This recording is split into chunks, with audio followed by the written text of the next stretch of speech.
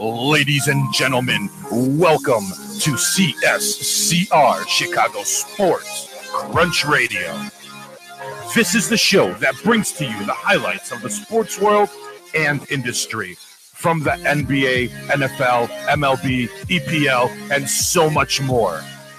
CSCR is here to focus on local sports in the Windy City, from the Bears, Bulls, Blackhawks, Cubs, and White Sox. We're here to talk sports to the true fans of Chicago. We are live here from Studio One at WCSN, the Windy City Sports Network. This is CSCR, Chicago Sports Crunch Radio.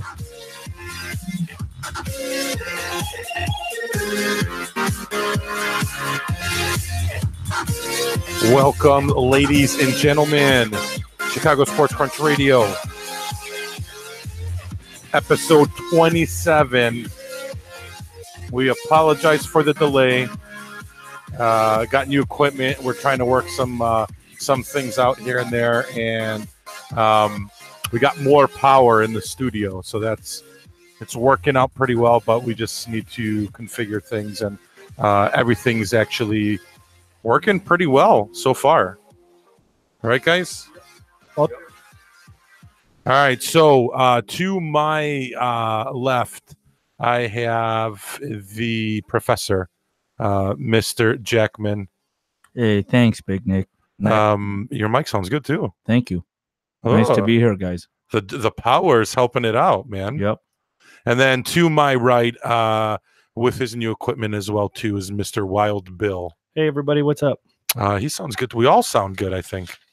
What's Hop Hop saying? Sounds good. He says sounds good? Not low? Your mic is making a whistling noise. Mine is. Yeah. Something's wrong. Not with us. It's on that side. Can't be. Ours has got to sound pretty good. Anyways, guys, thank you for tuning in. And again, we tuned in about 40 minutes late. We had some issues. We're trying to figure some stuff out, and we got it sort of figured out. Hopefully you guys can hear us pretty well here. We got a lot more juice running in the studio, trying to get a little bit more clear and better options and stuff. Hope you guys like the whole new setup too.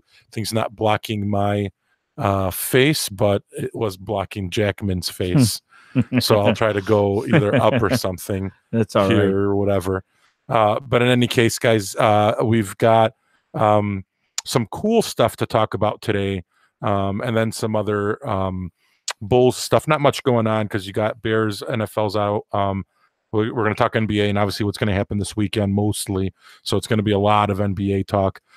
We don't watch too much hockey, but Wild Bill does, so he can comment on, what is it, 8-game losing streak? 8 games in a row. 8 game, time to rebuild? Less than the conference. Yeah, it's like time to rebuild or something. Like the only guy that's playing well is Kaner. Kaner, that's it. And nobody else has more than 40 points. Not good. Need a goaltender, first and foremost. Well, that helps. But we are live. Thank you for joining us. I want to run through social media really quick. Again, obviously, in the beginning of the podcast version, you guys will hear one of our new affiliates. We did not have it on the live show, though, but one of our new affiliates for you guys, if you guys can actually, and it's a cool deal for you guys. If you guys aren't listening to our podcast and you're driving around, go to Audible. Audible trial. There's a free trial where you get your first book free. You can cancel anytime. It's if you go to www.audibletrial.com/WCSN312, you'll get your free book. You'll get a 30-day free trial. They've got a lot of sports titles. I actually looked in the library, and I actually look at some of them. They got some cool stuff about even Chicago sports, Bears, Bulls, Cubs, Blackhawks. They got a lot of books out there that you guys can hear. There's some autobiographies on some of the athletes as well. But try it out. It's really good. I love it. Again, it's audibletrial.com/WCSN312. YouTube, if you guys can jump on YouTube for us as well too. Subscribe to our YouTube channel so we can try to get on the front page of YouTube. That would be fantastic. That's our biggest we're trying to push it the most we can. We're also on Facebook and Twitter at WCSN312 and Instagram. We post our shows on Twitter and Facebook, so you guys can listen to us on Twitter and Facebook. We'll post them on there. Podcast version wise, you can hear us on SoundCloud, which is our mother station and distributes our podcasts. You can also go onto iTunes, give us a 5-star rating, and subscribe to our podcast on iTunes. We're on Google Play, Podbean, Stitcher Radio, the podcast app, TuneIn Radio, and there's almost every type of platform out there. We're on there for you guys to listen to us, so you guys can hear us podcast-wise live here on our YouTube channel. You can also hear us a little bit later as well too. You can replay any of the videos and stuff. So also Patreon, go to the Patreon page if you guys want to help us now that we're getting some new equipment and stuff. You guys can go to our Patreon page, be our patron on there. We're trying to set up some new stuff. The more patrons we get on there, we can try to start doing rewards for you guys. That way we can have some cool stuff for everybody. So anyways, episode 27.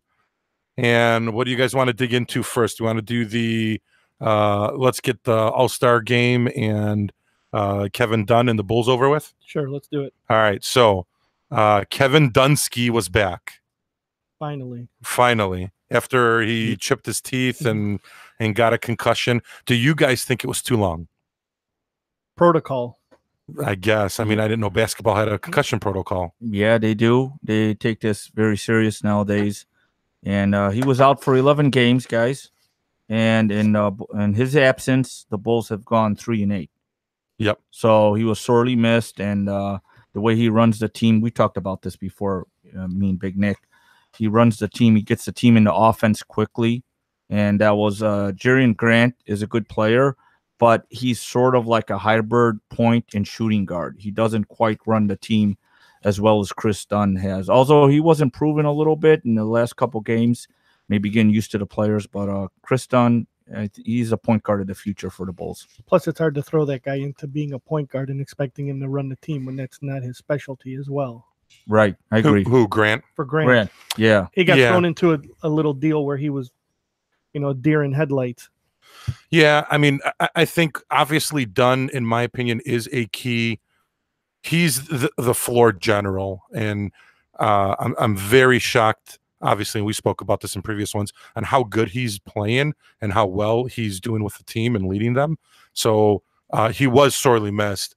I will say, on a side note, though, I really didn't care too much because I do want them to tank. Well, that's the double-edged sword that you have to deal with right now. They go 3-8. Everybody goes, "Oh man, they went 3-8." But deep down inside, you're saying, "Okay, why couldn't they have gone, 1-11 or 1-10 to really get the draft pick that we sorely are going to need?" Yeah. So I mean, I really didn't miss him too. I was happy with him taking the time he needed to, because I know we were losing the games, and I was happy that Levine was trying to use that time to sort of get acclimated with what was going on and stuff. So I really liked that. But Dunn, I really like the core that we have right now in Markkanen, Dunn, and Levine. The question mark is going to be, do you guys think Levine's going to stay next year? I think he will stay. I think so too. How long do you think they're going to sign him for? 4 or 5 years? Well, that's the thing.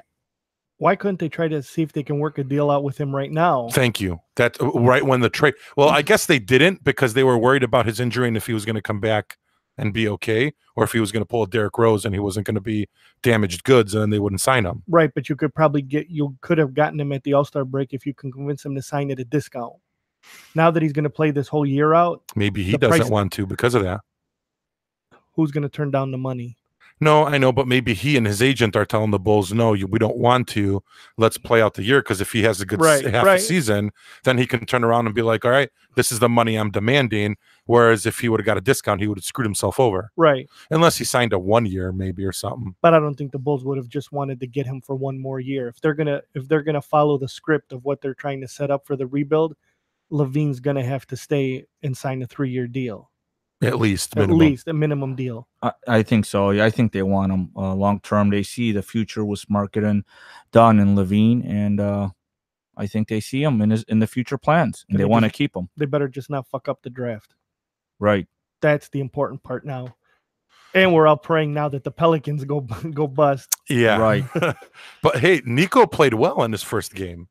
That wasn't too bad. Let Nico play as good as he wants, as long as the rest of the team plays terrible, so they can keep losing as well. Yeah, I actually liked the way Nico was playing. Nico was doing pretty good in his first game. But I mean, to be real, Nico does bring some good talents. He does. He's a stretch 4. He's someone who can spread the floor. He's got a pretty good outside shot and a pretty good three-pointer. His defense has improved this year. He's a pretty good player. He really is, and I think he's going to improve. And Anthony Davis is a nice guy to play with, a really good, solid young player who's on the up and up. The only thing is he gets injured a lot, but if he can stay healthy, and I don't know what's going to happen with Boogie Cousins, that could be an interesting team. And Nico's got to toughen up a little bit. Yeah, I agree. Yeah, a little bit. But, I mean, overall, with the core, you're looking at 23. Dunn's 23 years old. Levine's 22 years old. Right. Markkanen, 20-year-old. I mean, that's a solid core to have and something to build off of as well, too. But overall, I popped up salaries. So, you know, I always love to do that and look at that, Jackman. Yes, I know. So I was looking at, okay, so what are we looking at on the Bulls for the next year's roster? So if we're sitting, that's not good. It's in my bag. Can you grab it on the right side? What? So we got another. We were going through everything, and we've got to plug stuff in to the power. So we're running on wireless. It's all Hop Hop's fault. You know whose fault it is, Jackman? Whose? Tom Chris. He's not here. The producer. The producer of the show is not here. He'll be back. It's his fault. Everybody plays a role in this operation. All righty. You guys are getting to see all this stuff.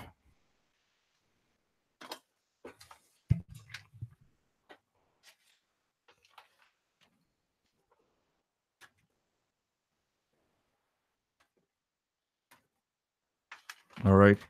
Well, let me talk a little bit more on the Bulls over here.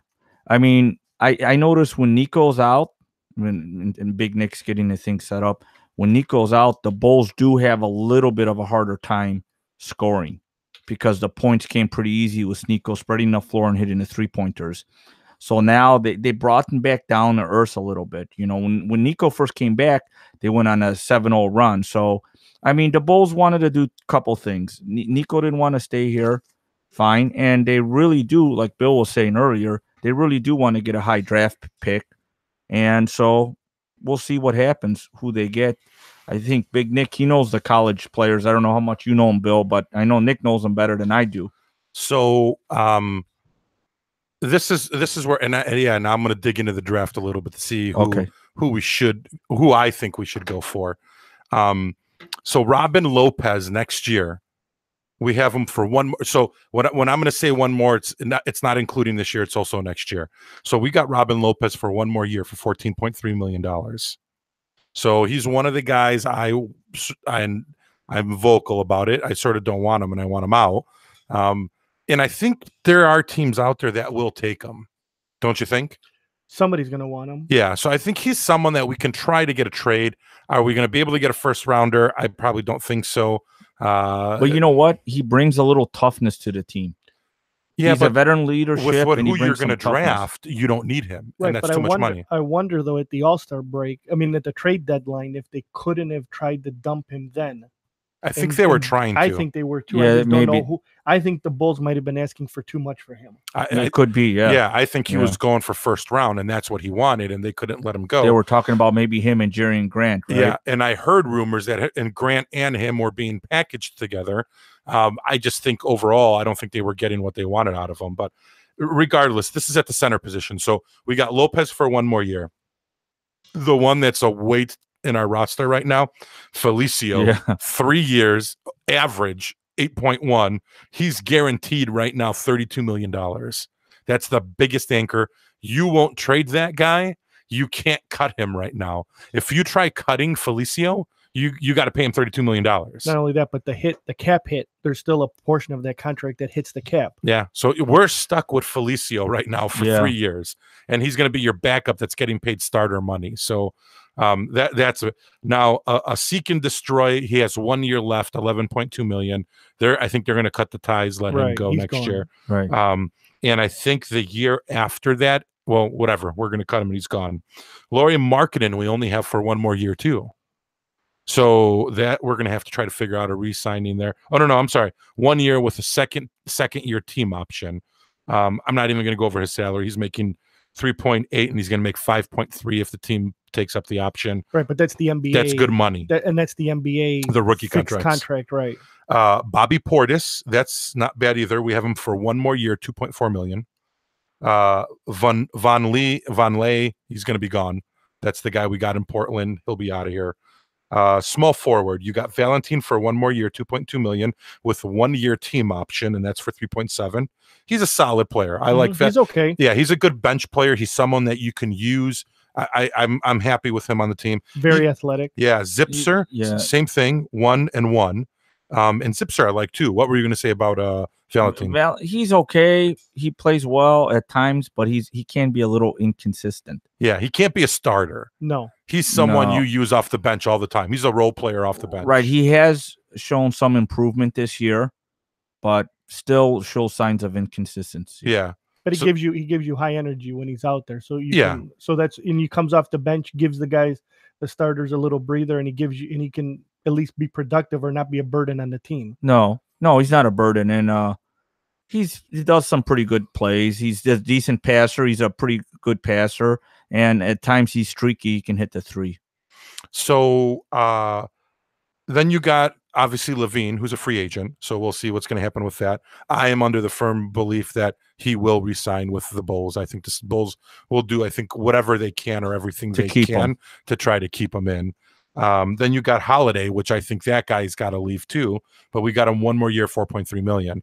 So if you can somehow get Grant, Holiday, and Lopez out of town, somehow with a trade, do you guys think they're going to do things in maybe the draft day for second rounders?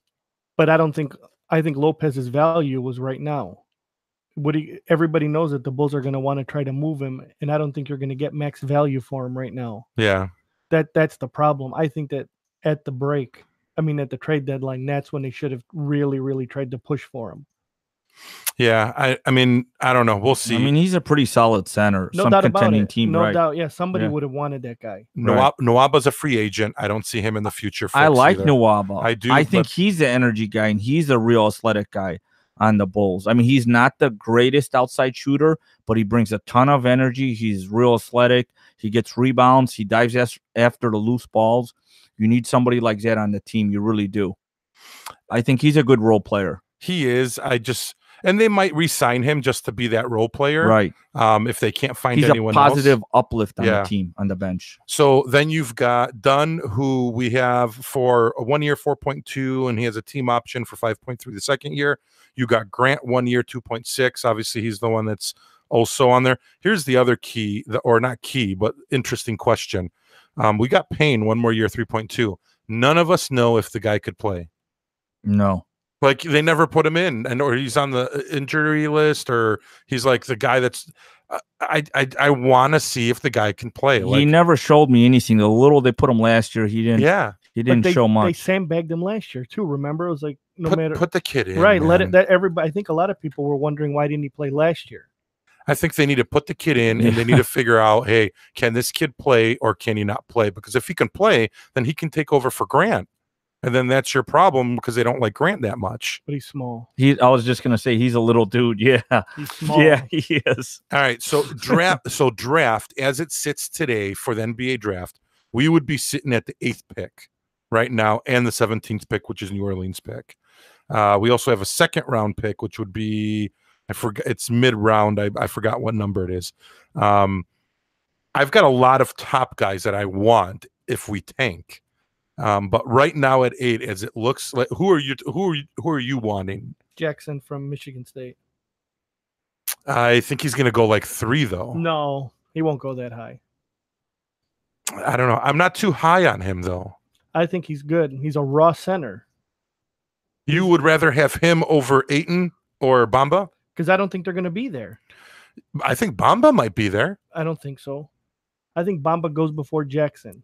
No. And Bamba goes before Trae Young.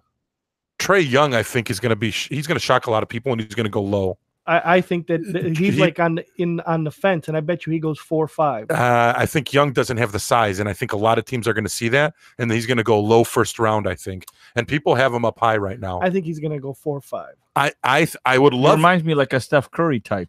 Who? A little Young. Yeah. A little dude who can shoot. He shoots quickly. You know, they said the same thing about Steph Curry coming out. He's undersized. He's small. Yeah, but Curry he had the pedigree. Out. Yeah. He had the pedigree of his father, Del Curry. It's not only that, but you got to remember that a lot of those guys become a product of the system. He went to a team that just fires away. Imagine if Steph Curry was in Atlanta or somewhere else. It'd be harder for him to do this well, right? Exactly. Yeah, he does have a good team and a good system and a great coach. Steve Curry, yeah. I would love Ayton because then he would work well with marketing because they're both Arizona guys and they played with each other. And he's a center. But I don't know. In my personal opinion, I think the small forward is the biggest. If we can't unload Robin Lopez, you keep him for one more year, but you need to draft a small forward. And I mean, right now, if you go small forward, I like both Bridges, but I don't know taking him at 8. That might be too high. And that way you can't go with the Bridge brothers. No. But I mean, Porter, I think Porter's going to go top 3. Yep.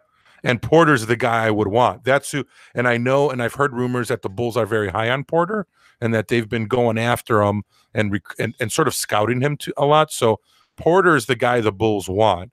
The question is, can they tank enough to get up top? Here's the other question. Do you want Bagley? I was just going to say, what about Bagley? I don't like him. But Bagley can technically play power forward or and center. But we don't need a power forward if we're keeping Portis. I mean, our biggest weakness right now is small forward is market him. Yeah, you got Marketing and Portis backing him up. Right. And then we don't need another one. So, but I don't like Bagley. I mean, right now I like Ayton and Bamba. I actually don't like. Right, but then you also have to decide what kind of a team you're going to be because most of the teams right now don't have what's considered a true center, right? Right. A lot of teams don't have a tweener, small forward, a power forward, and then another they got power the players forward. like Yanni, who are centers, but they run. That they say plays their center position, but would never in a million years qualify as a true center. Like from the 80s and 90s, exactly, like we used to watch. Exactly. You're not going to see the Bill Lambiers and the Mutombos and all those guys. Patrick Ewings and those guys just the post-up players, right? The game is changing where technically you have two power forwards, or if you're running, it's 2 small forwards and a power forward. So here are my 2 sleepers. It's a faster game and it's more outside shooting. Here's my 2 sleepers because I know the Bulls love European players, overseas players, and I don't know if they have like a scout out there or what, because they get a lot of those overseas guys. Remember, like you had Nocioni who came from Argentina. Yeah, I love Nocioni. I love that guy. Yeah, that guy's me one too. of my favorite Bulls. Me too. Is he still playing? No, I know not in the NBA, but is he playing somewhere else? Probably back home, maybe. I wonder if he's playing somewhere else. But you had Nocioni. But I mean, the Bulls have always. You know what number he was, right? Don't say it. 13? 5, I thought. Oh, you're right, John Paxson. Yeah, John Paxson. Yeah, he was wearing John Paxson's number. You're right. There's 2 guys. Zana Musa. He's a Bosnian kid. He's a small forward.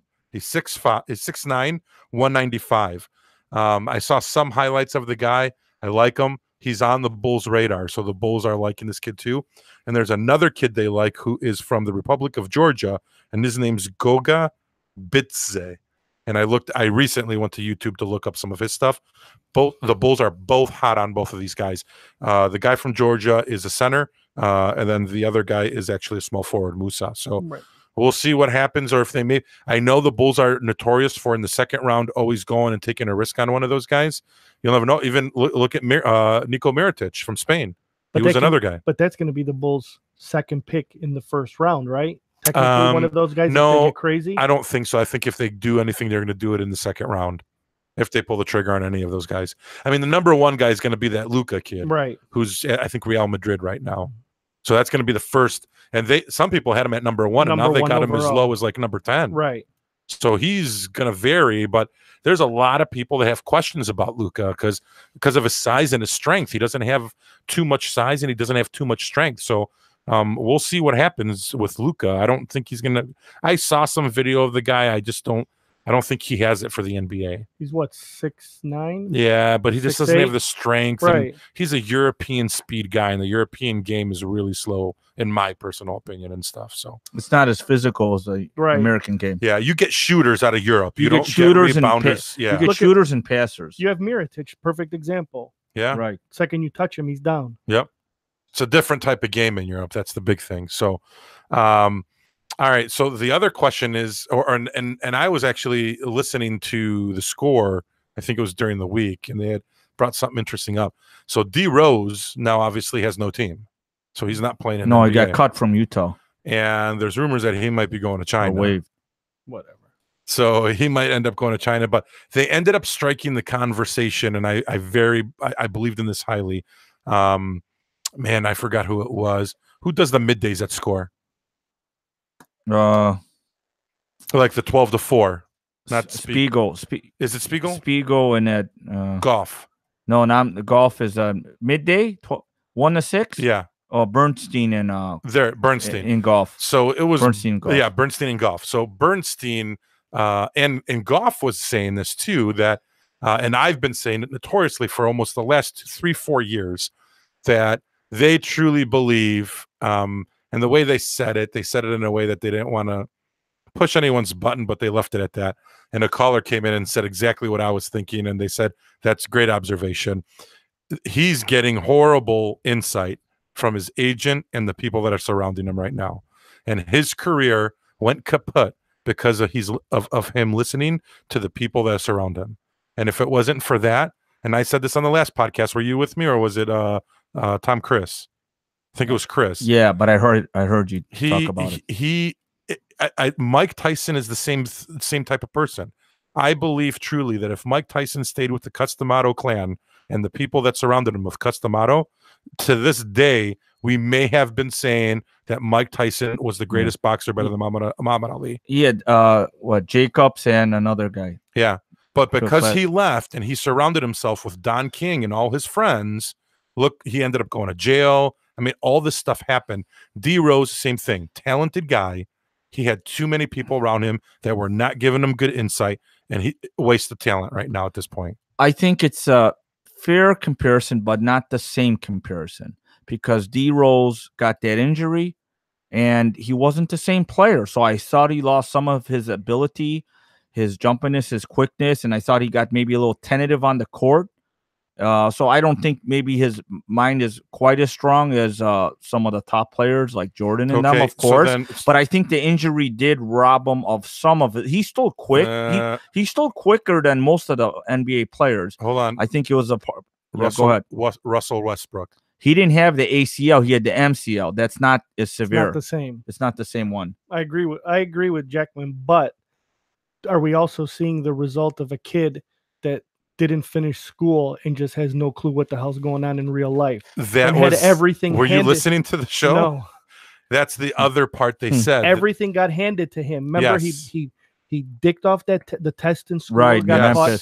So he's been babied, and now that he actually has had to grow up and be a man, he doesn't know what to do, and he's surrounding himself with morons. So he doesn't know what to do, and he's getting bad advice at the same time. So he's in a bad situation. Yeah, they said in high school that they fixed almost all of his scores and his grades. Right. I do think that if he went to a good team with a good coach like Popovich, I do think he can discipline. Discipline in a good system.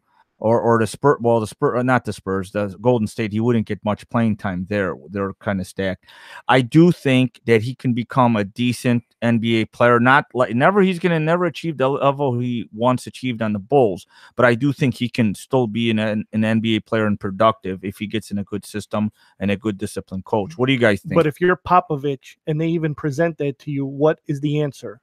Is he even going to consider it? No one wants him. That's the problem that's happening right now. Right. That's the whole thing. He's got such a bad stigma on him right now that, how can you possibly try teaching these kids how to play basketball. Oh, by the way, here's Derrick Rose on the potential that he's just going to pack up and leave for 2 weeks for no reason. Yeah. What kind of precedent is that sending when you're the head coach of these 20-year-old kids now? 19-year-old kids? Yeah.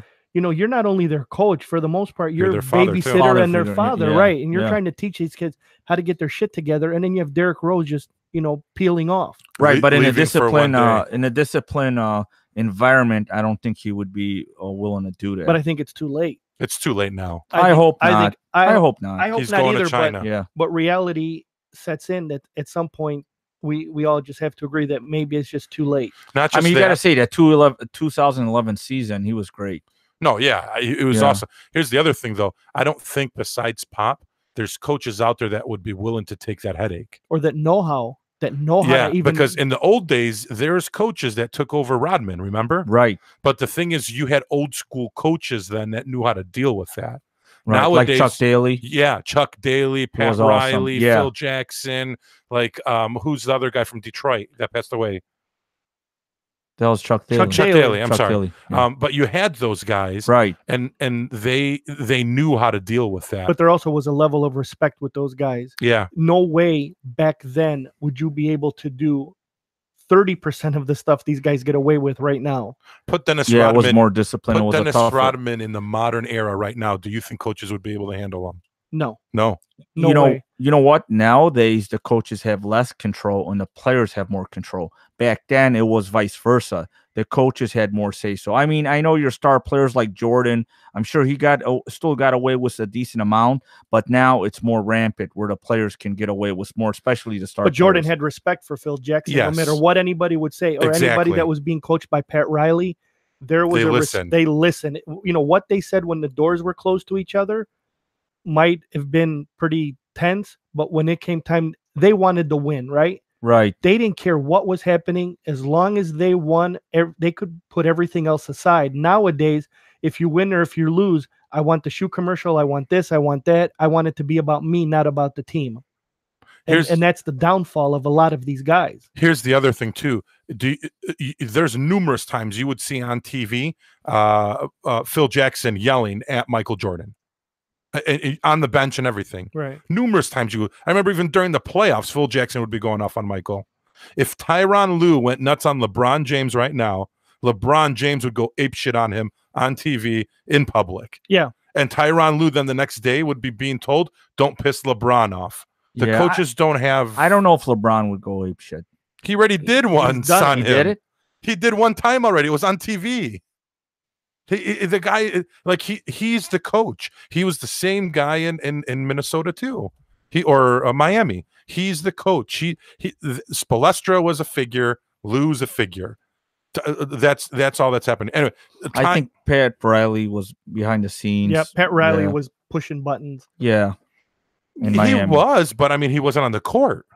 No, but LeBron, a guy like LeBron, still respects Pat Riley. Pat Riley's got respect over the whole league. Still. Look at Phil Jackson when he went to the Knicks. He couldn't control those guys. It was the game had passed him up. It is a different era. There's no doubt. Right. All right. Talking about LeBron though, and the trade, what do you guys think of Cleveland? I think they are number one in the conference right now. I agree. They got a team right now that wants to play together. LeBron messed that team up at the beginning by giving, I chatted this to you guys last week when you were doing the show. He demanded Tristan's contract, Tristan Thompson's max deal, J.R. Smith and all these guys that they might be good basketball players, but they're not good team basketball players. J.R. Smith will keep shooting. He can go 1 for 7 and just think that he's still going to make it. And what does he do? Instead of taking baby jumpers, he shoots from further away from the 3-point line, hoping he's going to shoot himself out of it. So, LeBron James made that bed and he got stuck having to sleep in it. And he got lucky that they bailed him out by dumping Thomas because they got Nance, who's a really good role player for that team. He doesn't mind crashing boards. And now they can just sit Tristan Thompson down and let Larry Nance do a lot of the dirty work that Tristan Thompson was getting paid a max deal to do. Yeah, the Cleveland, they got younger. I mean, their average age went down from 30 to 27. The first deal, they like Bill was saying, they got rid of Isaiah Thomas, Channing Frye, and a first-round pick to LA for Jordan Clarkston and Larry. Is he Larry Nance Jr.? Larry Nance Yeah, Jr. Larry Nance Jr. He's an athletic guy, big guy. He's going to be in the dunk contest, energy guy. Okay, and then a third trade, Cleveland landed Rodney Hood, who the Bears were. I mean, the Bulls. They were the Bulls were looking. George Hill, who's a solid point guard. He also used to play for Popovich, long time. And then after that, he went to the Indiana Pacers for a long time. And Cleveland sent Jay Crowder, Derrick Rose to the Utah Jazz, and Iman Shumpert to Sacramento, along with a 2020 second-round pick. Now, Iman Shumpert was a decent player, a decent defensive player, but they had a lot of guys in that role, in that guard range, so they needed to mix it up a little bit. And Isaiah Thomas, he's not 100%, plus his size limits him on the defense. And what was Cleveland giving up 120, 130 points. They were blowing leads and stuff. It's kind of a liability. Him and LeBron both want the ball a lot too. So, I mean, it really didn't work out too good. And nobody was playing defense on that team. No. That was the bigger problem, was they weren't playing defense. Nobody was playing. You know, you're giving up 120 points a game. You got, you know, you better hope you're shooting 60% from the floor to stay in those games. Right. And they got rid of Dwayne Wade. They sent him back to Miami. I heard that Dwayne Wade initiated the problem with Kevin Love question about him being gone. Do you think LeBron kind of? I think so too. I mean, now that came out, Principal Dean LeBron, it was Dwayne Wade that instigated it, and then got IT all riled up about it, and IT was being the vocal one, but I think that might be part of it too, of why they got rid of him. Yeah, but who the hell is IT in the first place? No, I agree with that, and that's what I said before. He has no place to say anything. You played what, 11 games at that time when he started? He played not even 10 games. Right. Come on. Right. Shut your mouth. You know, establish yourself on Cleveland. Right. So since they redid this whole team, since that draft, they are currently they're third in the conference, 34-22. They're 6.5 back from first place, or first in the conference. They've scored 120 points a game, each game, over 120 points. And notable wins, they beat Boston 121-99, and they beat OKC 120-112. Right. So it's a good basketball team right now. And Love's not playing. Yeah, they're hot. And you get Love back on there, I think it's going to be them in Golden State again. But then Boston gets back, what's his name, that broke his ankle. Gordon Hayward. That I had on my number one pick on my fantasy team. Yeah, flop. There you go. So they become really good as well. But don't forget, Toronto is playing well, and I'm surprised that they didn't try to. I had heard that they were going to try to make a deal for DeAndre Jordan. Yeah, I heard about that. To try to get him to come in. Did you hear that Cleveland had a deal already set, and the ownership already approved it? And then I actually like the Lakers trade more than if they would have pulled the DeAndre Jordan thing. The Lakers trade for Cleveland is exactly what they needed to do. I think it's great for both teams. Right. I think it's great for the Lakers, and I think it's great for Cleveland. And they're going to dump Thomas, right? Yeah. They have no intent of re-signing him. Yeah. At the end of the year. And if they can get rid of, who was it? Julius Randle's contract.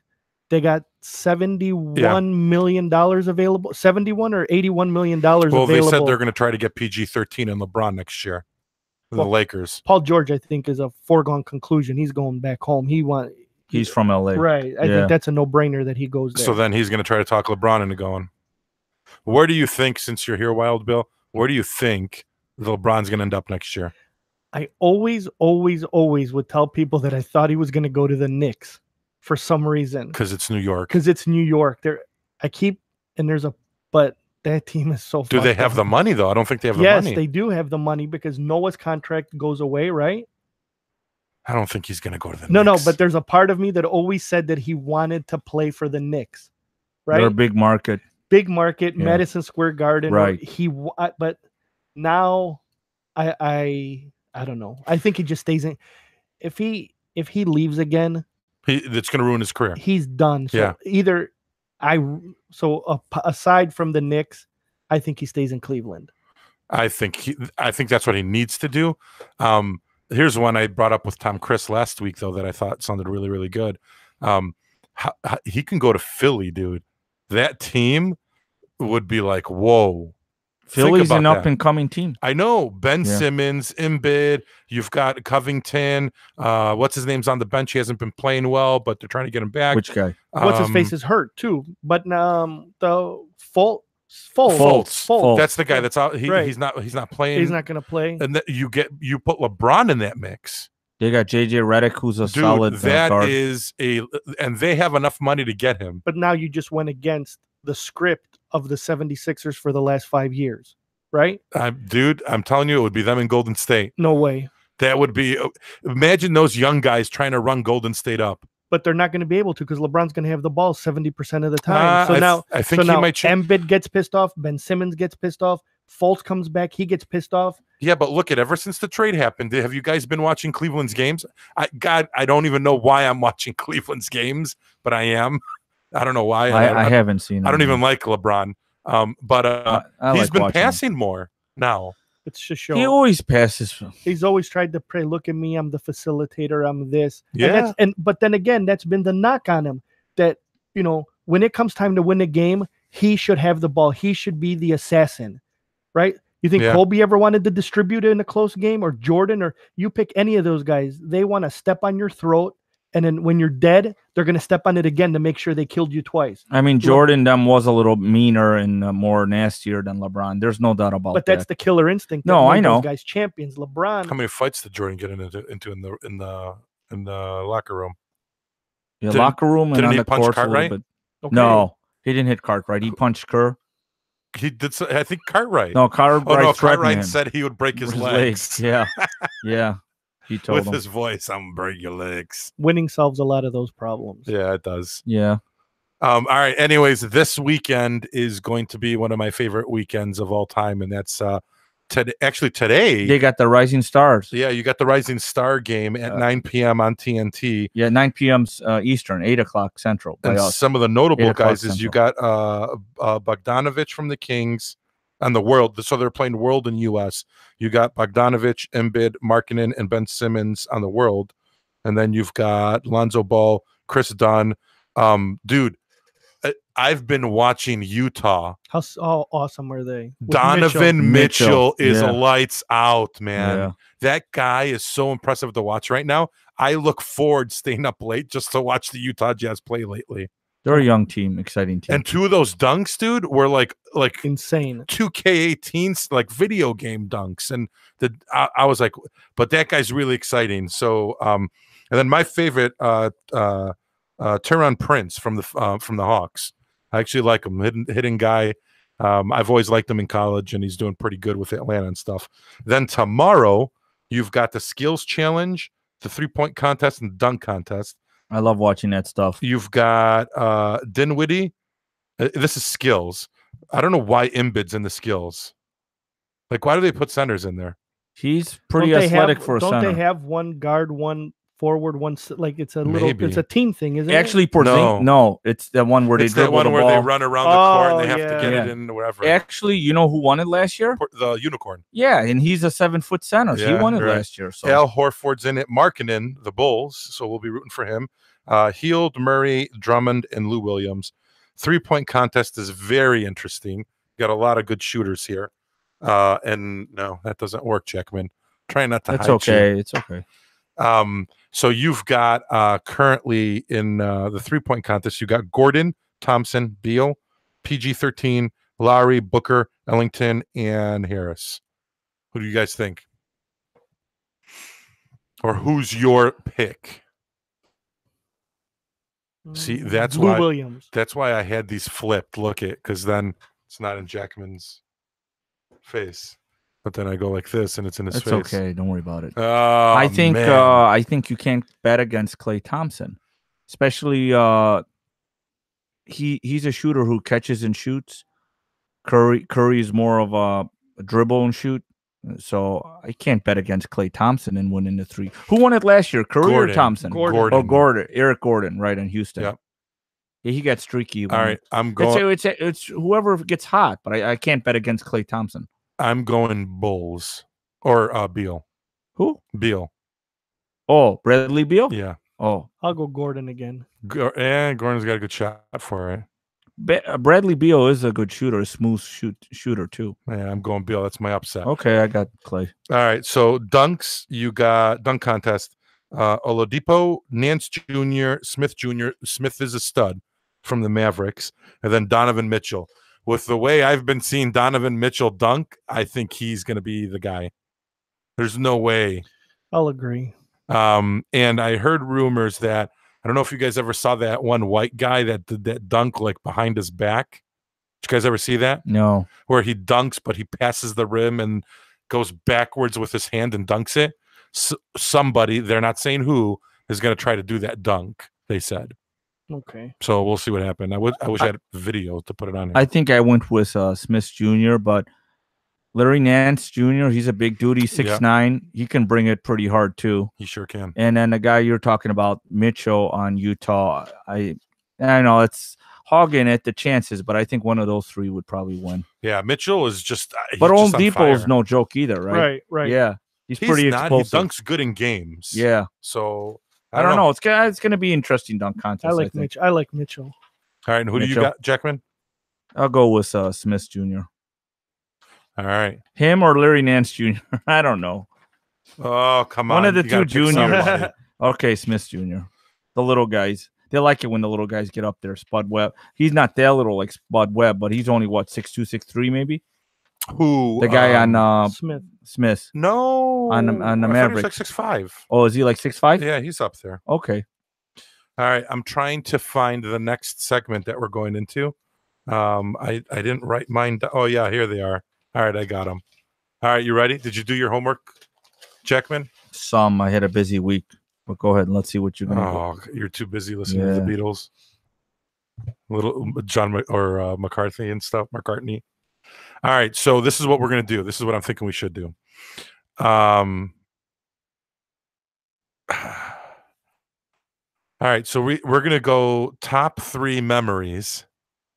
And then the 3 worst memories. Now, I want to go on Zach LaVine real fast against the game against Minnesota. If you guys seen that, game? Oh, yeah, yes, where he stopped Jimmy, or he did the 3 free throws, right? And then Jimmy Butler missed that was good. I like Jimmy Butler scored 38, 40 points, and Zach LaVine scored 35. Yeah, he played a lot of minutes in the end, and he was clutch. I was glad to see Tibbs lose that game and that the young guys did it. So as long as they win, I'm just okay with them tanking the rest of the way. I mean, that showed the heart of LaVine, that he wanted to pull it off. He had something to prove. They had a Minnesota. They weren't gonna. Bulls weren't gonna get him if he didn't tear up his the ACL. There's no way they would have made that trade with LaVine in there. Right. So he wanted to prove that, hey, you guys made a mistake by trading me.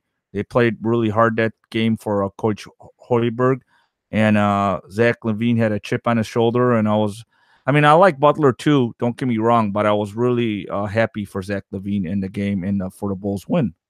I just wanted to bring that up. That was a good game. It went a little late. It went overtime, didn't it? Yeah. Did it? I think it went overtime, and they won in overtime. So, anyways, all right. So we're gonna go top 3. I don't remember. Best 3 moments or wins that you remember, and the worst 3 or the worst 3 memories, moments, or whatever. Doesn't necessarily have to be in Chicago history. It would preferably be Chicago, and I think a lot of ours, like I've got a couple that are not, but a majority of them are Chicago based. And then we'll go from there. Here's the problem though. I didn't really rate these 1 through 3 for me. You know what I mean? No. Yeah. No? So I just sort of wrote them down, but I'm not sure. So, all right, who wants to go first? Big Nick, go. All right. Why don't we all do our top 3, go across, and then go back across and do the bottom 3? Okay, and then talk about it if we want to talk about it. I'm looking at my 3, and I'm trying to figure out which is the first 3. All right. So number 1, and I think it's because it brings a lot of memories, and it might be on your lists too for me. And I'm going to do all of them in one. It's all the Bulls championships, all 6 of them, but specifically the first one, because that was the first time. Obviously, I think it was when we were all teenagers and we loved playing basketball, and some of us still play basketball and love playing basketball. But I think just seeing that and being alive to witness the Michael Jordan era and stuff, there's so many memories. And I know Jackman shares some of these with me of just, I remember not just the championship win game, but the whole playoff series going up to it. It's literally watching the games. None of us had cell phones at the time. Remember, Jackman? No. And all we would do is it's like we were telepathic, and we knew right when the game was done, they would finish like at what 10:30, right? The games, right? All of us would be at the local school playing basketball until 1 a.m. after every single game during those 6 years, right? And everyone was there after the game, so we would end up having literally an outdoor park full of like 40 guys. And there's like pickup games. The cops would come to break us up because we're playing basketball, and the neighbors were complaining. And it was all happening while the Bulls were winning the 6 championships. So I just think the memories of watching all of those playoffs and then having them win it and then just going to play ball afterwards. I don't know if we did it as much the last couple of years they won. We were a little older. No, right? yeah, but the first couple of years, the first 3 we were out there. The first 3 we were out there. It was very. For me, the best moments were all 6 championships, but specifically, more than likely, probably that first one. It felt great that we were finally on top, and then it felt even better when we kept winning, and our team was the best of the best. It was a dynasty. It wasn't a run. It was literally a dynasty, the Bulls dynasty. Just like they talk about the Lakers and the Celtics and stuff. So it was good to be part of that era and witness that and see that. So that was my number 1. All right. Do you guys want to go or no? Number 2. No, you finish. All right. Number 2. Yeah. I will always remember this moment because it was something that I shared with my father. And because I'm Greek, when the Greeks beat Portugal in the Euro Cup in 2004 on July 4th, my father has never seen a Greek ethnic basketball, soccer, any team win anything on a national level. And regardless of if people are saying it was a fix or whatever the case is, to be there, and we were watching it, and I know the specific place we were watching it at when they won, and it was the 4th of July on top of it. So in the evening, fireworks were going off. I think that to me was the second best moment that I can remember sports-wise. I think it was great to see, and I'm a huge soccer fan, so I loved that. And then my third one, and I remember where I was watching it and what I was doing, obviously the Bears 1985 Super Bowl win. That's just, I'll always remember it. Even if they would have won against Indianapolis on the what year was that? 2006. Even if they won in 2006, I still think I would have the 85 Bears, just because that defense was so dominant and just the way that team played. And besides the Ravens, that one year the Ravens won, they literally, and there's people that always say the Bears 85 defense was better than the Ravens when they won the Super Bowl. So that's another one that I think I can never not forget. So that's my 3. So it's my 3 were Bulls, Greece winning the Euro Cup in 2004, and the Bears Super Bowl. Okay. All right. Good enough. All right. Want me to go? Wild Bill. Yes. Go All ahead, right. Bill. So for me, I'm torn for number 3 between, like Nick said, the Bears Super Bowl, and also remembering Sandberg bopping those 2 home runs off of Bruce Sutter on national TV. I remember watching that game and going crazy. I was watching that too. So that to me is something that's always going to be burned in my head. I wouldn't have that as a top moment though. Yeah, dude, it was awesome. That and the Wow. Bears Super Bowl, it was the unhittable Bruce Sutter. Sandberg had been with the Cubs 2 years. Yeah. Remember? Yeah. And he has that game. So that's something that just sticks in my head all the time. Yeah. For me, number 2 is when the U.S. men's hockey team beat the Russians on their way Winter to winning in the Olympics. Olympics in 1980. Yeah.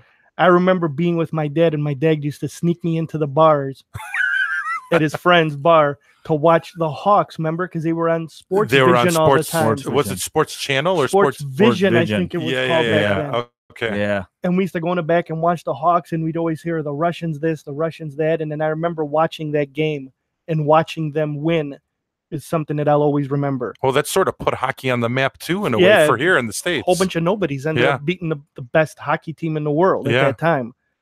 And then for me, number 1, of course, everybody that knows me would automatically say was the Cubs winning the World Series. But to me, that's not a sports moment. That's a life moment that transcends even sports for everything. So I didn't even include that because everybody knows that would be number 1. But for me, it's the Hawks winning the first Stanley Cup Yeah, that was up there when for they me beat too. Close. when they beat the Flyers in overtime, and it's more memorable for me because when they won in overtime, I started jumping around like a madman, and I stepped on one of my daughter's toys and ripped apart my ankle, and I couldn't play softball for a month. So in my celebration, I ranked my ankle. So wasn't that the one where Kane shot it diagonally, but no one knew if it went in or because not? the puck slid underneath the padding. Yeah, and everyone's like, "Well, was that in? Was it not?" Yeah, Kane saw it go in and running around like a madman, and everybody else is looking at each other like, "What the hell's going on?" I'll remember that because I remember my daughter was just born, and she was months old. I remember. And we were trying to stay quiet, and me and my wife were up watching it. And then we were like, the goal went in. Kane was celebrating, but like everyone in like the arena were like, "Wait a minute, did they score? What's going on?" And then when it finally went through, and they were like, "Yeah, it's in," and it was like, "Wow, we finally did it." I was jumping around, and I stepped on one of her toys, and that was my honorable mention. Was on the DL for 3 weeks. Yeah, that was my honorable mention. The Blackhawks win. All right, Jackman. All right. These are going to be good. Yeah, you guys are going to kill me. This is going to be boxing. You guys are going to kill. Nah, I was going to go boxing, but I'm not. All right. You guys are going to kill me for 49ers. One of them. I'm not. I don't. Yeah, I don't got them in order though. I don't got them in order. All right. Try to. One of my. Can. Start with the bottom. 3. Your least. Okay. Yeah.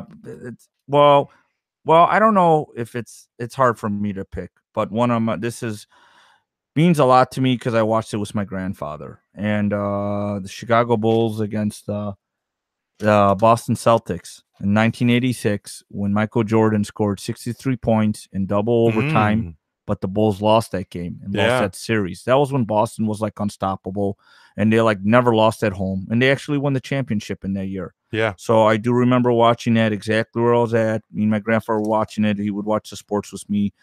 He would watch basketball and football, and we used to watch the Cubs too. So, wow, you guys are picking specific games, right? Picking like team and stuff and wins, but right. Anyways, all right. Okay.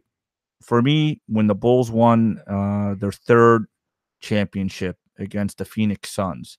Now the Phoenix Suns had Charles Barkley, KJ, Marley. Kevin Johnson. They were a very potent team, and they were like the team from the West that scored a lot, and then the Bulls are the gritty team from the East that played with defense. So it was clashing styles, which made the game interesting. And you got superstars in that game was Charles Barkley and Michael Jordan. But who won the game was John Paxson.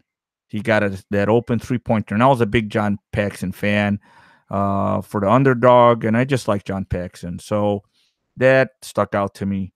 And here's the one where you guys are gonna like kill me. And this is your number one? I don't know which ones. Like I really didn't put them in order. Okay, but I know what you're gonna go with. Which one? Which is the one with Clark catching the touchdown in the the end zone? I was too young for that one. That was like in all right, Denver against Denver Broncos. Yeah, that was that was like 79 when they beat I don't remember when they beat the Cowboys. No, the one I remember a lot. This is also at my grandfather's house, so I think of my grandparents a lot. And my parents were there. Everybody was there. This is 1988 Super Bowl against the Cincinnati Bengals. Ooh. The 49ers were down, and Joe Montana was like Tom Brady, but it didn't happen this year, but in like many years where he comes back, he marched down the field. And John Taylor caught the winning pass in the end zone, and the 49ers won by a squeaker against the Cincinnati Bengals, 1988 Super Bowl. And wasn't that Ickey Woods? Yeah, Ickey Woods was there. Yeah, right. Ickey Shuffle. Ickey Shuffle. Yeah.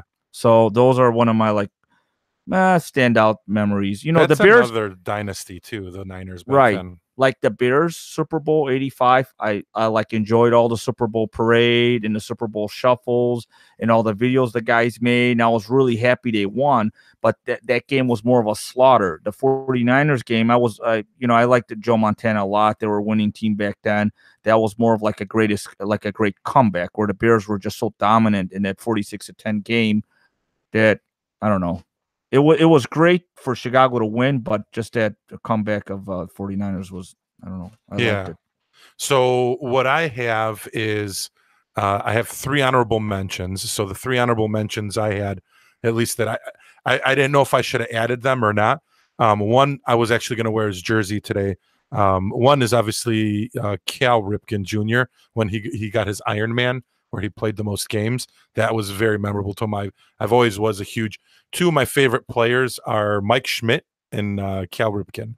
So those two guys I always make sure I keep. The other two ones are teams because I just remember the seasons as a whole. Number one is remember the year, and I forgot what year it was, where the Bears had Mike Brown and he caught that interception at the end against the Cleveland Browns, and he ran it for a touchdown, and then he just ran off. I don't remember. I don't remember. It was the year that they were coming back all the time, like towards the end. I don't remember what year it is. I couldn't think of it, but that was one of the most memorable Bear seasons I remember in the past. And then the other one is the comeback Bulls with Jackman. I remember me and Jackman would text all the time. That was with Ben Gordon, Safalosha, Nocioni, and they would always be down by like 10 to 15. 04-05 Bulls. Yeah, and they would always come back and they Ben would Gordon win by 7. 1 or 2. Ben Gordon was lights out all the time. So that was one of my favorite Bull seasons. Now, they didn't have a great record. I think they made the playoffs. I don't know how far. I think they lost. They won in the first round, but they lost in the second. But I mean, it was still an exciting team to watch because they were upsetting a lot of people. They were turning some heads and stuff. They were great in the fourth quarter. Yeah, those are my honorable mentions that I could have mentioned. That was good, dude. That was good. All right. Anyways, any honorable mentions on your parts? The only other one I was thinking about was Kirk Gibson hitting that bomb off of Eckersley. Yeah, in the when he was hobbling around, and Joe Carter's walk-off home run. Yes, and off of Mitch Williams. Yes. The wild thing. I got a boxing one when George Foreman became the oldest heavyweight ever to win. I remember that too. 45 years old, 1994 against what's his name, Michael Moore. Yeah. He was losing the whole fight. He would have lost if Moore would have stayed away from him. He got caught with that right hand square in the chin, and yeah. All right, so do you want to go worst moments now? Sure. All right, who's going? Me first? Go ahead. Oh, man. Well, that's probably number one. So number number three, I think I would have to put down, and I don't know why I remember this game so much, but I think when I was a kid, it was the year after the Bears won the Super Bowl, and they end up losing to the Redskins in the conference finals. I just will always – I was so pissed off, I remember, because I thought we were going to go to the Super Bowl again. We were going to win it. The defense was playing good that year again, and it was like, this is it. We're going to get two of them. And 1986, Bears play the Redskins in the conference finals. We lose 27-13. To the Redskins. I was just absolutely livid, and I'll always remember how miserable I felt that day after that loss. So that's number three. They were up at halftime, weren't they? Yes, and that's why I was so excited. And then all of a sudden, it's just like, boom, you're done, and that's it. And I think Doug Williams was the quarterback, right? Yeah. I think the Redskins won the Super Bowl that year. No, the next year. Giants won in 86. Redskins won in 87. Oh, you're right. There you go. Yeah. So that was that. All right. Then the second one, which is not really affiliated with Chicago, would be the 2013-2014 Liverpool soccer. Huge Liverpool fan. I love Liverpool. Huge fan of Steven Gerrard. Steven Gerrard's a player, if you guys don't know, that played for Liverpool's entire career. He went to the Galaxy later on, but he was a solid midfielder, one of the best in the world. Played for England, did a lot of things. He took he had Liverpool win the Champions League one time, so he's won the Champions League trophy. The only thing he has never won is a Premier League trophy, and he's never got any of the EPL top spots. So that was the year where Luis Suarez was on there, and Sturridge and all these guys in Sterling, and they were going to win it. And the last game of the season, they end up tying, I believe, against Crystal Palace, and then they blow the last game, and we lose by 2 points to Man City. And it's right when we could have given Steven Gerrard his trophy, and he was probably on his way. He played one more year after that, and then he left and went to LA. But very disheartening and disappointing. It was a year that I thought that they were going to end up winning it, and they didn't do it. It would have ended up an awesome career, and it just didn't work out our way. So we'll see what happens in the future with Klopp and everyone. But that's number two. Number one is the last year I was a Cub fan. One of it's the nail in the coffin that made me just say, I'm done, and I walked away. So for people that I grew up as a Cub fan, I'm a Sox fan now. And when I was younger, I loved the Cubs. But as you get older, you start realizing the business aspect of sports. And at the time, Sam Zell had the Tribune Company, and they were all together. So the Tribune Company owned the Cubs. And I'm going to tell you guys a story about Ricketts, too, in a little bit. So Sam Zell had no desire to win. The Tribune Company had no desire to win. It was a pure business investment for them. All they cared about is profit and loss, and that's all they wanted to do. All they cared about is at the end of the year, hey, you won 2 games this season. I don't care. Did we make money? Yes. Then that's all that matters. Never put a winning team out there. And I realized that the older I got. Then in 2003, we play the Marlins. I remember I was working for a specific retailer at the time in the city. So we used to see a lot of the players. I remember Kerry Woods, Mark Pryor, all those guys would end up in the store like earlier in that day or that morning. But I think, and I'll always remember it, the ball gets hit, Moises Alou goes up for it, and then Bartman takes it, blows the game for us, and that was it. And I just, at that moment, I was like, I am so done with this whole organization. I didn't want anything to do with them. And then at that time, I started watching the White Sox the year after that. They were doing pretty decent. And then obviously in 2005, they started winning, and the season was doing really good for them. They ended up winning the World Series, blah, blah, blah. But in any case, I will always have that because that was the last game that I was a Cub fan, and I was just so fed up, and I was just like, I'm done. So I had to mark it as one of my worst because I just always remember it and still will remember it. So I feel the Cubs fans' pain because I was a Cub fan at the time.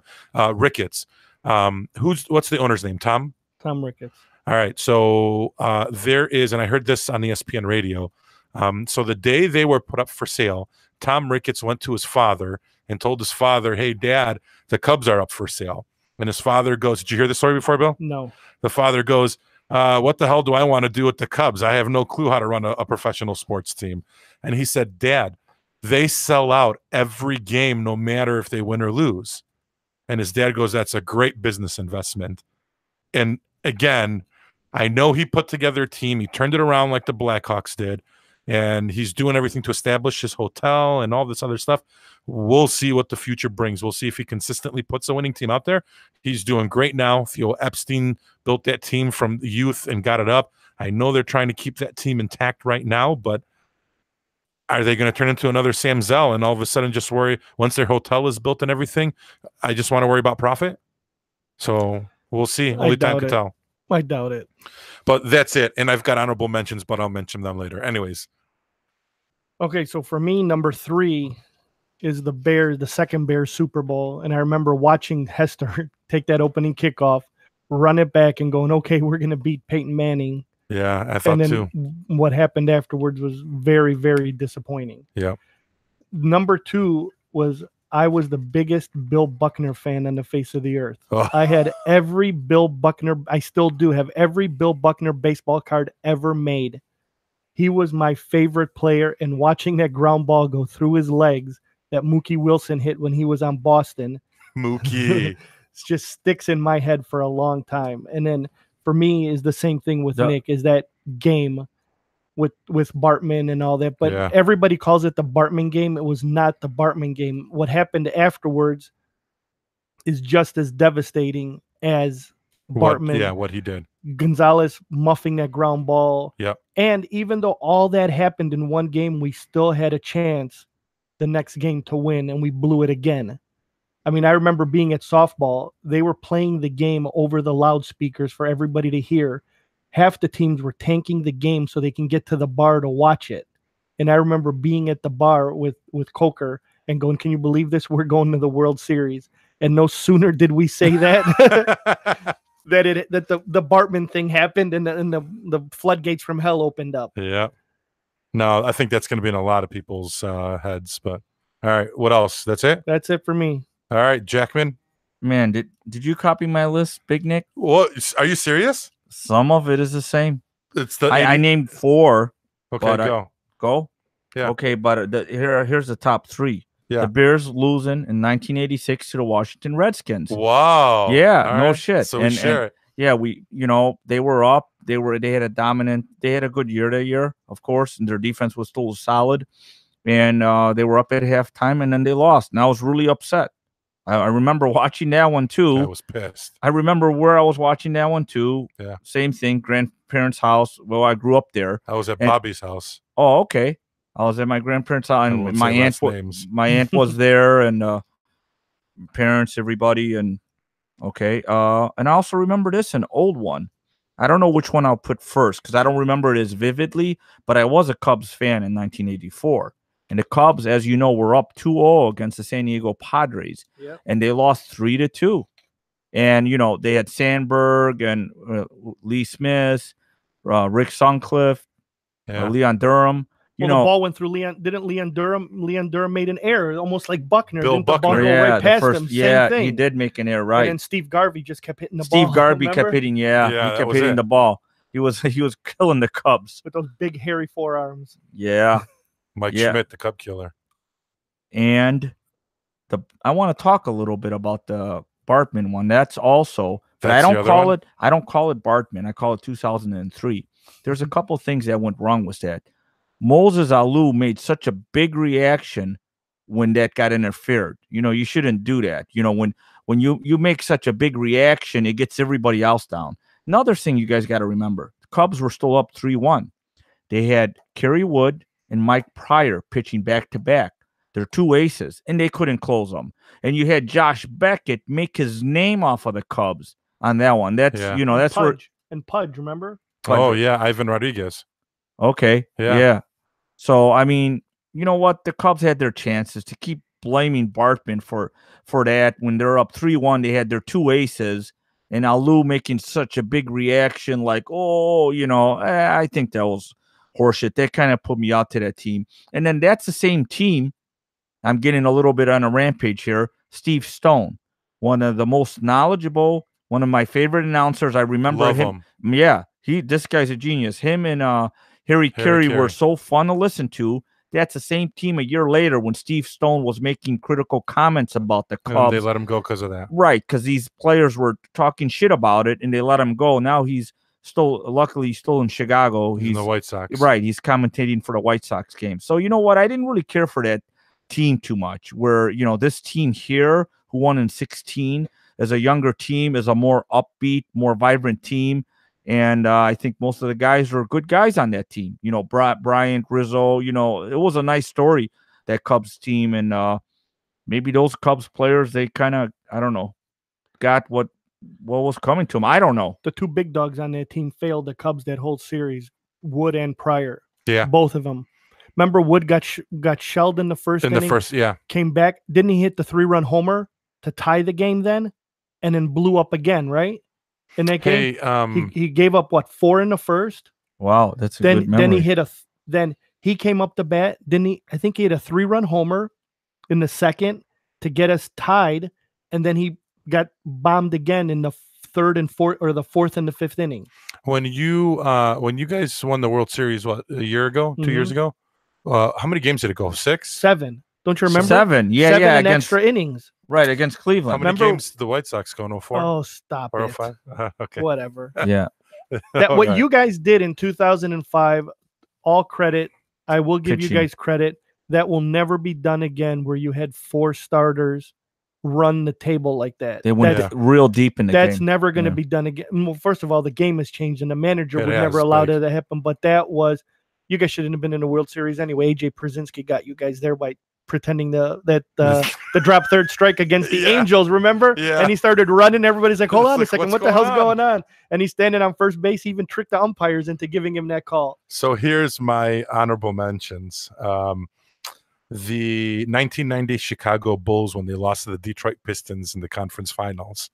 So that was my other one. Upset me. Yeah, that was pretty heartbreaking. That was the year right before they won the first one. So it was like, they could have done it, but whatever. And then my other honorable mention is the 1992 Stanley Cup, Blackhawks Penguins? Pittsburgh, where we had the best record in the league. We were the best team in the NHL. We go to the Stanley Cup. 4-0. We lose 4-0 to Pittsburgh. and it's lights out. And that was the team. Lemieux and Yager. Yeah, and that was the team where it was Jeremy Roenick, Dirk Graham. Dirk Graham was the captain. Balfour. Yep. Steve Thomas. And it was just like, man, that's it. We're gonna do this. And Tony Amonte, remember all those guys? 4-0, 4-0 sweep city. Swept, and that was pretty upsetting and heartbreaking as well too. All right, what else? Some good ones, guys. No honorable mentions from you guys for the worst ones? Nothing. I mean, you know what? Those that you mentioned about losses, they made the victory ever so sweet because the Bulls lost a couple years at Detroit. They couldn't get first. It was Boston, then it was Detroit. They couldn't get over that hump. Detroit was physical, and that was the year. That was the year when Detroit beat them. That they did the Jordan rules, and Jordan got banged around. So did Scotty. Remember, Scotty wasn't as tough back then, and they worked out and they got bigger and they got mentally tougher.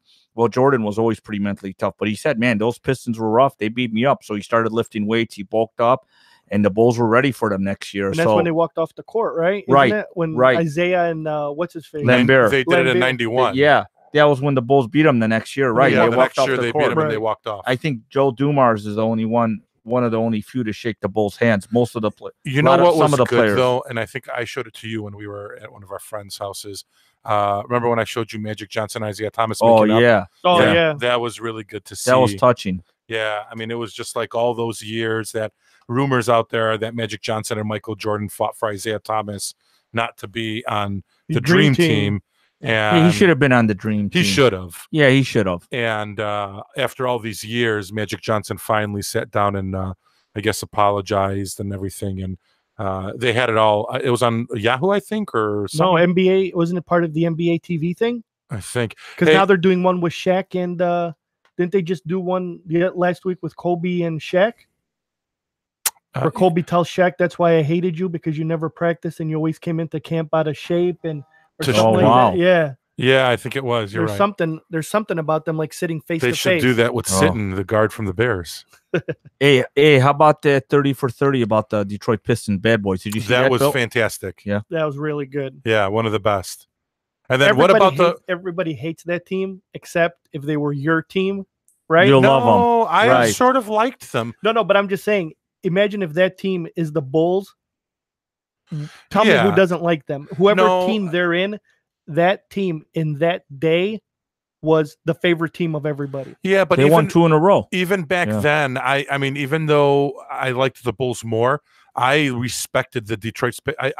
I sort of played the style that they played though too. Remember, Jackman? Mm-hmm. Yeah. I used to beat people up, push them. I used to try to aggravate them, get them to get pissed off, to throw them off their game. So the way I played is sort of their style. And we all played a little rougher back then. We all did. Yeah, the fouls we used to take. Now you can't do that anymore. You can't even sneeze on the guy without getting a foul. Basketball too. I was helping my nephew, and it's like you can't put your arm on the guy. I'm like, what? Yeah. I'm like, what are you talking about? He's like, yeah, you can't do that no more. And I'm like, arm check, right? That it's like, forearm, like the forearm. I was so used to always betting the forearm and the guy's back. So imagine now, put Steph Curry back then. Does he even see the light of day? No, it's a different game. No, but I'm just saying we were talking about that with Hop and stuff. You take some of these guys and you put them. Yeah, they wouldn't be able to handle it. Right. Just like some of those guys. Like, does Bill Lambert succeed in today's NBA? No. Not even close. Not even. Sean Kemp, super athlete. Like he says he's super athletic. Some of those guys, right. But a lot of the Stockton succeed? I think so. First of all, I hate that guy. I don't know. That's a good question, man. Would John Stockton succeed in today's NBA? Like you take Gary Payton and those guys, who plays like John Stockton right now in the NBA, point guard wise? Think about it. There is none. How about Nash? Steve Nash. He would never. He was hurt on a regular day. Imagine if he actually got beat up back then. He never. No way.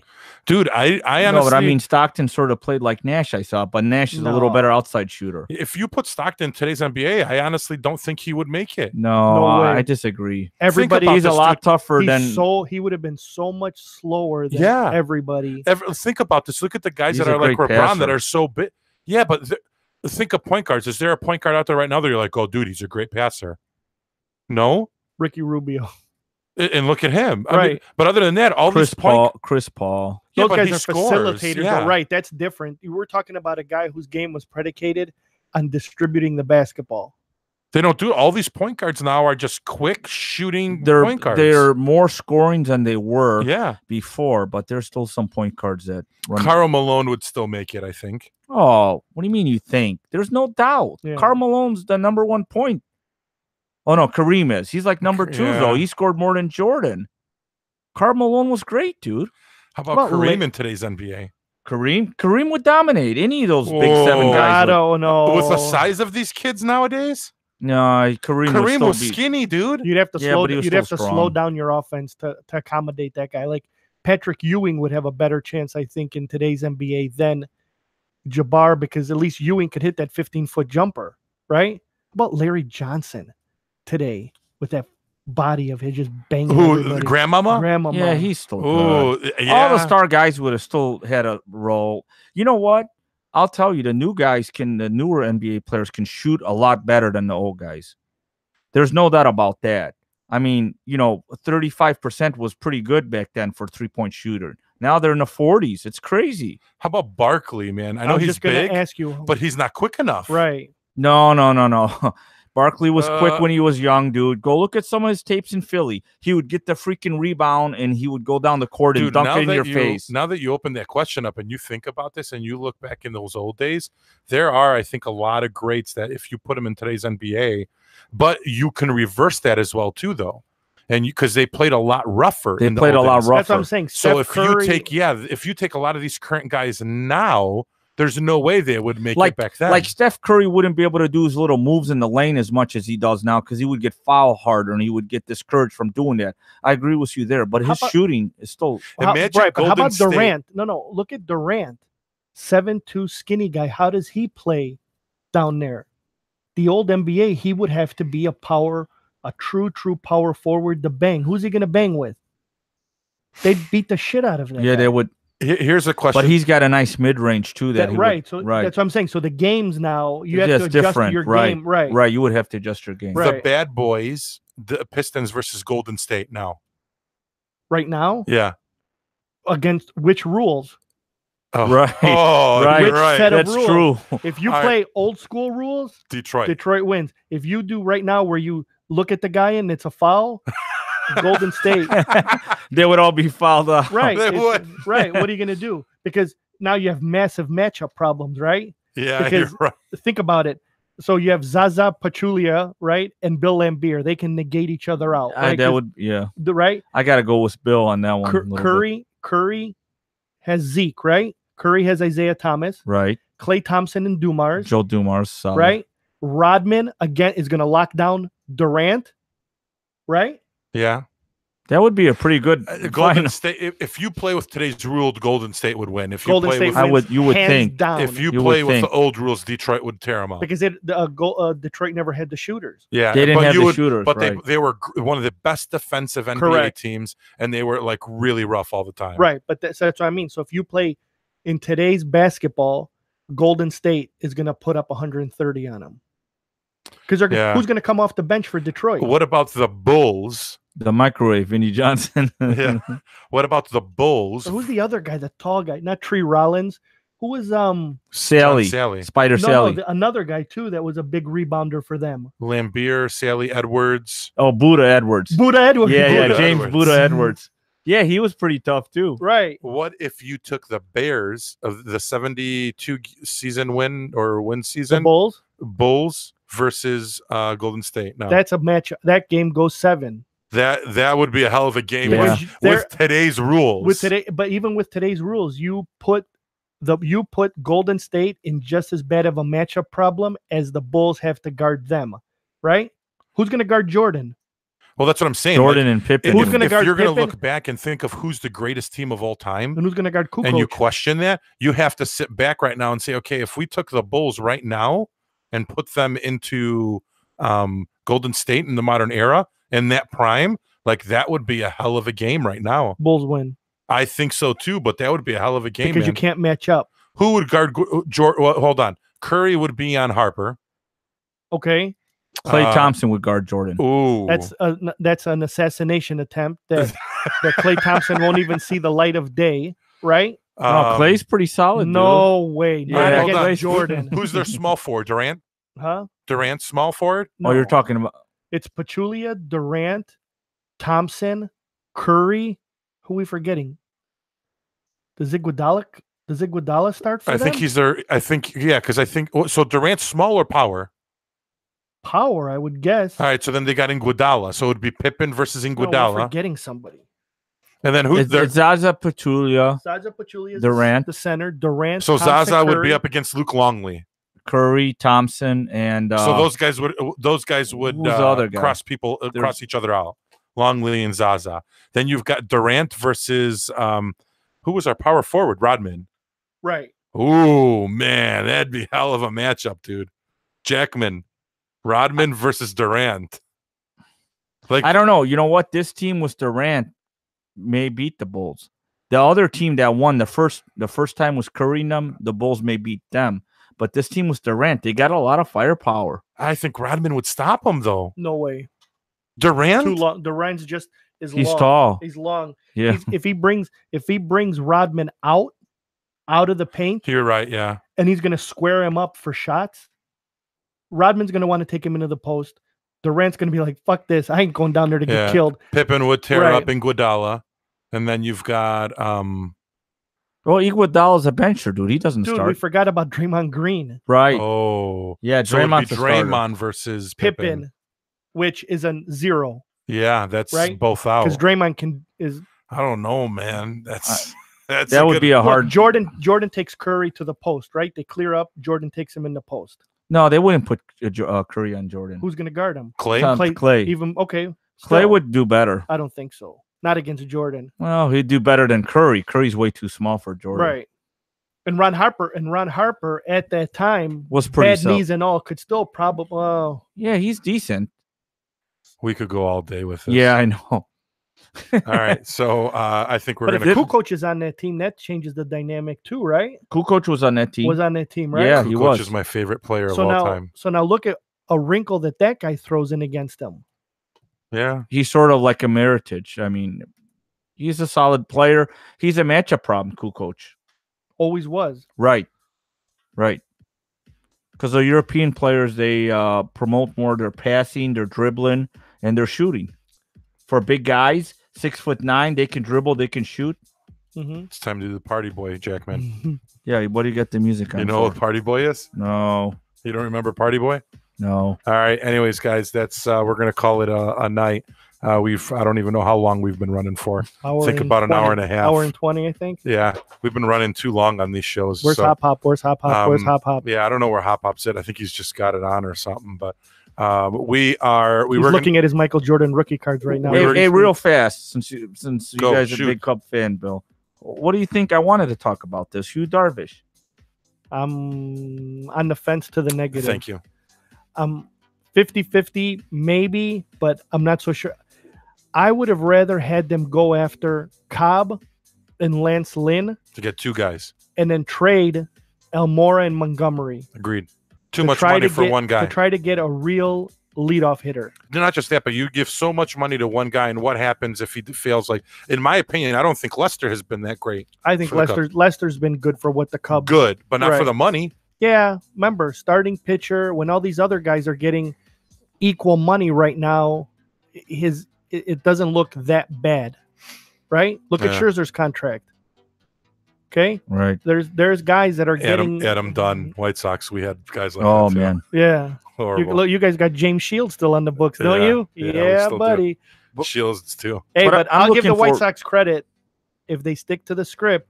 It's looking good It's for the looking future. good. I And will if the give them Cubs credit can for that. keep your core intact and not let them go, we may see a Chicago Windy City We Classic. need a real leadoff hitter, That would be awesome to see the Cubs White Sox World Series in like 3 years. and the Cubs win Yeah, we four missed- games to none. We missed a guy who was center fielder, was real solid. We need Miss Fowler. We Yeah. need we don't. Yeah, Last year Fowler, it yeah. burned us, and this year it's going to burn us again. That we don't have. He If was he real wants to solid. do Schwarber, now he wants to put Almora to be a leadoff hitter.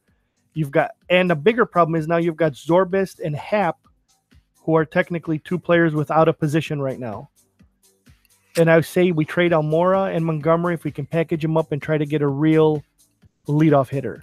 Yeah, but I'm looking forward to Hugh Darvish, and I hope he plays well for the He's Cubs. not going to pitch well in the cold. I'm telling you right now. Yeah, Watch and see. Yeah, we'll see. It's going to be a problem. They said he was tipping his pitches Right, last that's what year. they were saying. If it is and he can fix it, then we're okay. But it scares me. Well, we'll talk more about them when we get closer to spring training, which they start next Friday. Reported yesterday. Well, they reported yeah. but I'm saying the first games start on the 23rd. So we'll be seeing some games finally, and we can start talking about gameplay and what some of the teams look like. And don't we have a course? Isn't Hop Hop our correspondent? Pete Short's spring training. He's going there, isn't he? Pete Short, spring training correspondent. Yes. So we'll try to get some iTunes like recordings, and we'll play them back. We'll have him interview the players. We'll have him interview the players from far away. Pete Shorts will be our spring training correspondent. But in any case, guys, I apologize again for tuning in a little late.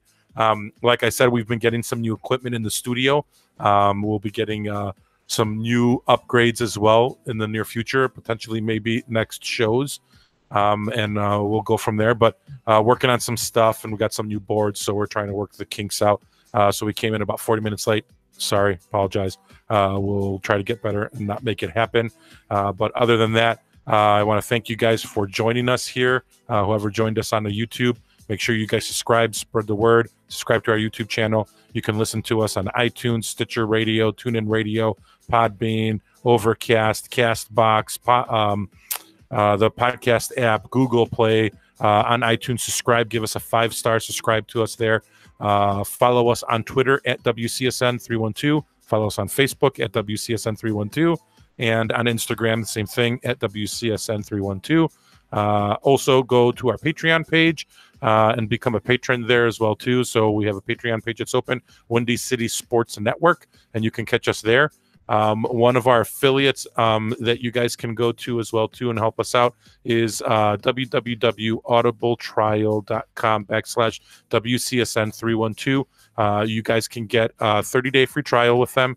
Really cool deal. Just head out there and get your free trial now. I think that's all I got pretty much. So, Jackman, anything? I had fun. I hope all you listeners enjoyed this show, and I'm looking forward to do it again. It was a nice show with you guys, Big Nick and Bill. Wild Bill. Go Cubbies. Go Cubbies. We will be here Wednesday for WTR Live again, guys, 7 p.m. Next Friday again. We'll be doing episode 28. We'll be doing boxing as well. Jackman has a lot about boxing, right? Yeah, hopefully we get Sammy back and we do a lot about the boxing. There's a lot of upcoming fights, and the summer's going to heat up. Yeah, and it's so much we might end up just doing a 1-hour boxing show. So I mean, this weekend we got Danny Garcia against Brandon Rios. Yeah, I don't think Rios is going to win, but it'll be interesting to see. We'll talk more about boxing in the upcoming shows. Yeah, so we'll see what happens, but I know there is a ton of boxing coming up, and there's a lot of big boxing fights that are going to be coming up as well too. So we'll probably be doing a for sure 1-hour show on that as well too. So that's pretty much all I got, guys. I will see you guys on Wednesday. Jackman will see you guys on Friday. Meanwhile, Bill will be here on Wednesday. It's going to snow tomorrow in Chicago. So stay warm, stay dry. It is what it is. Good night, Peace Chicago. out. Good night. Good night.